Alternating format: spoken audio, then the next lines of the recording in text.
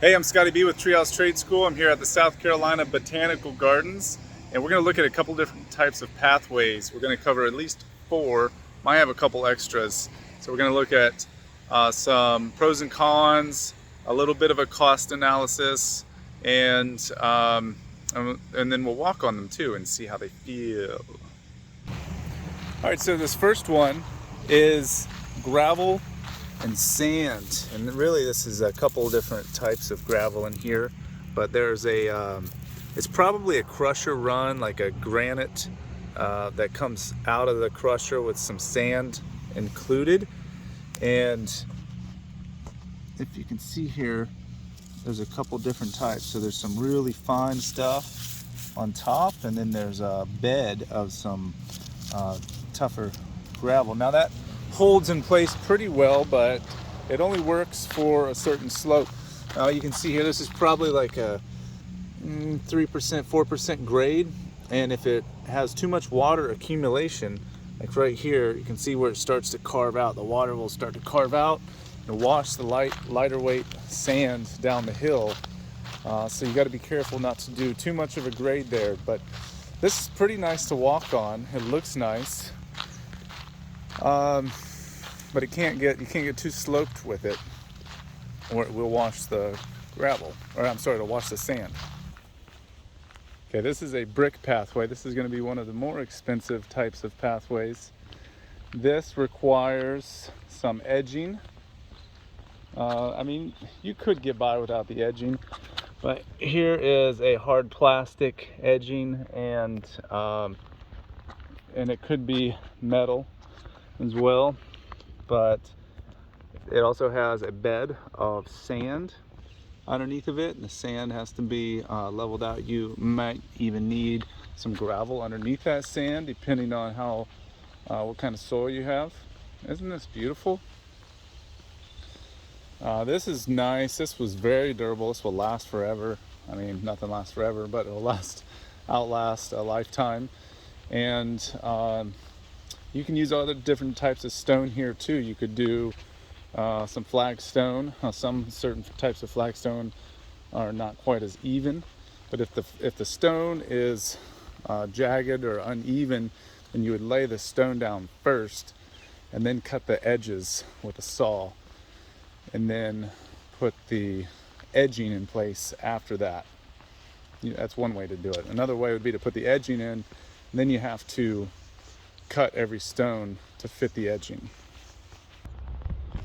This is an example of some bricks that were not laid in very well. You can see it's settling. It doesn't have a proper retaining around the edges, so some of the sand that was underneath the bricks is probably settled, washed out from underneath, and everything else is settling along with that. Here we have a little bit of a mulch pathway. Mulch is inexpensive. It will wash. Sometimes it can be a little uneven to walk on.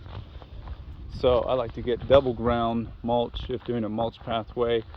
Some things that, these can be a little bit of a trip hazards. Some of these bigger pieces, you can, sometimes rock an ankle on something like that, especially for older folks. And the mulch will wash a little bit with really heavy rains, so you have to do some water diversion to make sure that like you can see a little bit of water coming off of that brick pathway and coming down here, and then moving a little bit of this mulch down the hill. So you have to be real careful with that. Here's some nice, a little bit fresher mulch pathway here.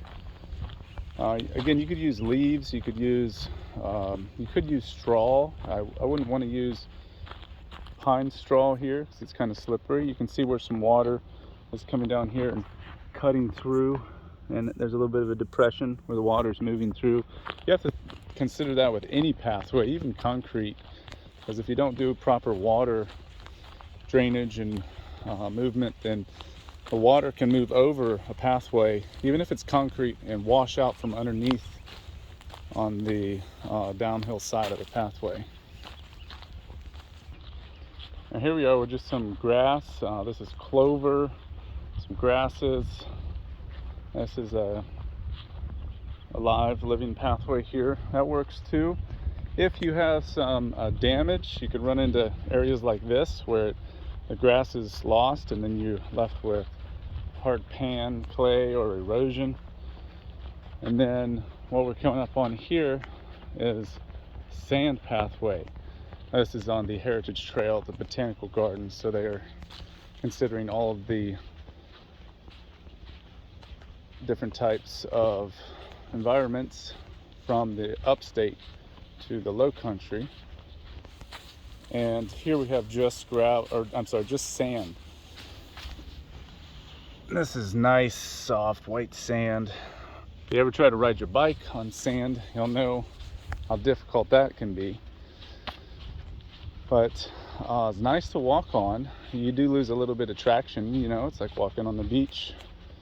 And this can really only be done on flat land with no water.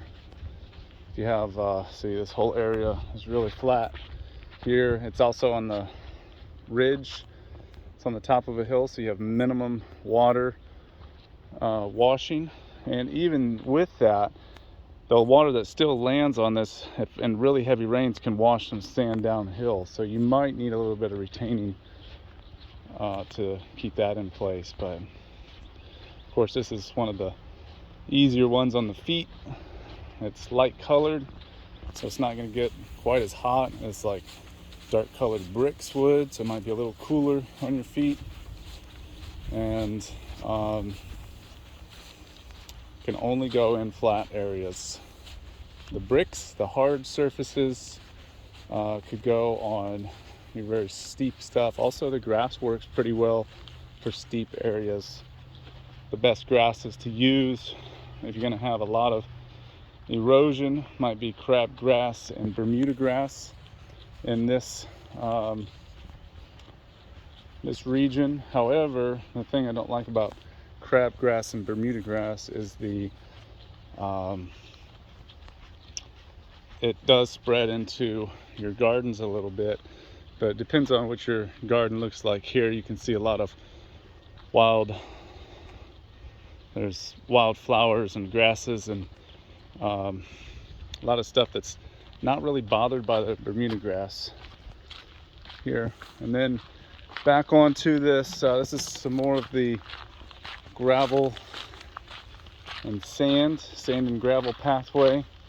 And you can see you can notice the areas where there's some washing that's occurring.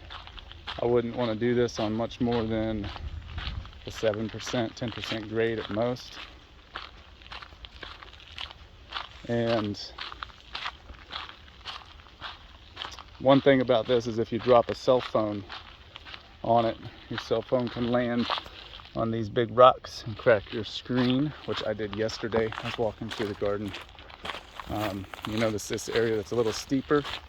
I just walked up the hill. All of the sand is washed off of that area right there.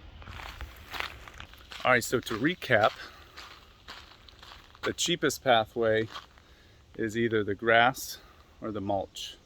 I would argue that it's grass because you don't have to replace it. You can seed it, get it established, and then it's there. The next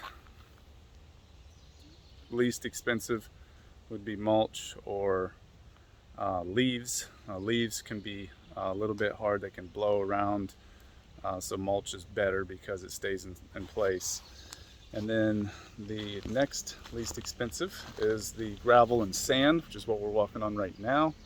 As you can see, there are rocks for edging here, and you can sometimes find those rocks on site, or it is nice to have some sort of edging with the rock and sand so that it can retain, and so that sand and rock doesn't wash away or get mixed in with the mulch or the beds. And then the most expensive is the stone or brick pathway. And one I didn't mention, I don't know that they have much here, is concrete. So concrete's going to probably be in between the sand and gravel and the stone. The concrete can be stamped, and you can get it to look like stone. You can stain it. So that's probably going to be cheaper than, I'm certain it's going to be cheaper than brick but more expensive than the sand and gravel pathway. That's it. Hope that helps. Y'all comment below. Let me know what else we can include in the next one.